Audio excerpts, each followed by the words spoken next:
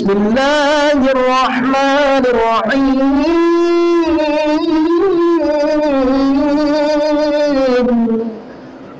ওয়ালা তাকুলু লিমান ইউকতালু ফী সাবিলিল্লাহ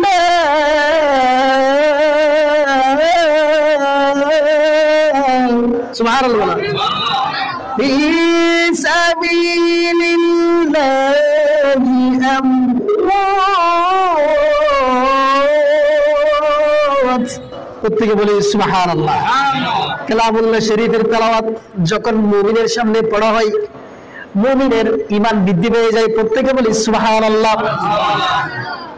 ওইদিকে যাব না, আল্লাহ রাব্বুল আলামিন কালামুল্লাহ শরীফের মধ্যে সূরা বাকারা এই মাদ্রাসায় অনেক হুফাজে কেরাম আছেন।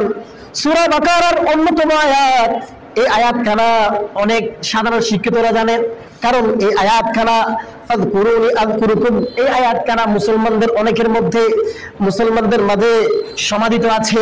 এই আয়াত কারিমার মধ্যে আল্লাহ রাব্বুল আলামিন বলছেন, ওয়ালা তাকুলু লিমান ইউকতালু ফী সাবিলিল্লাহি আমওয়াত। সুবহানাল্লাহ। আল্লাহ বলেন ওয়ালা তাকুলু, তোমরা বলো না, তোমরা বলবে না, লিমান ইউকতালু ফী সাবিলিল্লাহ, যারা আল্লাহর রাস্তায় শাহাদাত বরণ করেছেন। প্রত্যেকে বলি সুবহানাল্লাহ। কারা শাহাদাত বরণ করেছেন? শাহাদাত কিসকো কহতে হ্যায়, তার পরিচয় জানা দরকার আছে কি নাই? এখন আমরা কোন একটা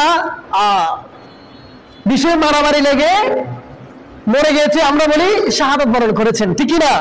শাহাদাত কাকে বলা হয়, শহীদ কাকে বলা হয়, তার পরিচয় আছে কি নাই? আছে।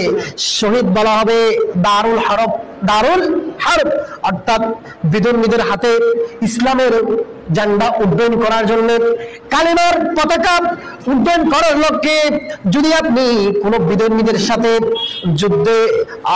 যুদ্ধে যদি লিপ্ত হন, ওই যুদ্ধে আপনি যদি শাহাদাত বরণ করেন, মরে যান, ওই জায়গায় আপনাকে বলা হবে শহীদ। সুবহানাল্লাহ। এখন আপনি দুনিয়াবি কোনো স্বার্থ হাসিলের জন্য মারামারি করতে গিয়েছেন, এখন মরে যাওয়ার পরে আপনার কতগুলা মহব্বতের মানুষ ছিল যারা আপনাকে শাহাদাতের মর্যাদা দিয়েছে। প্রত্যেকে বলি নাউযুবিল্লাহ।